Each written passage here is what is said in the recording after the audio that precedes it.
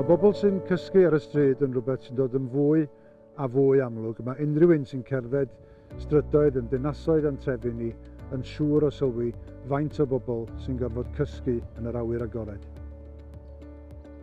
Mae ambell i gyngor wedi dweud bod na ddim angen i neb gysgu ar y stryd, ond eto yn y gaeaf ofnadwy gaethon ni ar ddechrau flwyddyn eleni, mi o'na ddwsinau o bobl yn dewis neu'n gorfod cysgu yn yr eira yn lle mynd i hostel neu i loches brys. Di bobl ddim yn wirion, mae yna resymau da iawn am wneud hyn. Felly beth sydd wir yn digwydd ar strydoedd Cymru? Pam fod bobl yn gwrthod mynd i hostel neu i loches nos? Pam fod y system yn methu? Dwi'n Abertawe heddiw fel llys genad Shelter Cymru i siarad wyneb yn wyneb â phobl sydd â profiad o fyw ar y stryd yng Nghymru, ac i ddeall yn union genddyn nhw be mae bobl di-gartref ar y stryd yng Nghymru ei angen.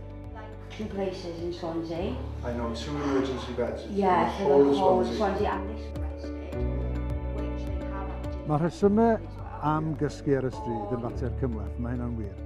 Ond ar yr un pryd, trwy siarad efo bobl sy'n mynd drwy'r profiad eu hun a gofyn iddyn nhw be maen nhw wirioneddol isio, mae bron pawb yn deud yr un peth. So be mae bobl wir isio di cartre sefydlog parhaol. Eich cartre chi yn dy lle gorau i ddelio efo unrhyw broblemau sydd efo chi. Heb gartre sefydlog, mae'n anodd iawn delio efo problemau alcohol, cyffuriau neu problemau iechyd meddwl. This is actually my experience of homelessness with my daughter. Wow. So I'd like you to have that if you want. Thank you so much. Mae bobl yn stuck ar y stryd am ei bod nhw'n sal. Felly mae rhaid ni droi'r system ar ei ben. Mae rhaid i bobl gael cartre parhaol fel y cam cyntaf at wella, nid y cam olaf. Mae yna angen tai ar bobl di-gartref, mae mor syml â hynny. Os da chi'n poeni am hyn, ymunwch â Shelter Cymru fel cefnogwr ymgyrchoedd i roi diwedd ar ddigartrefedd yng Nghymru.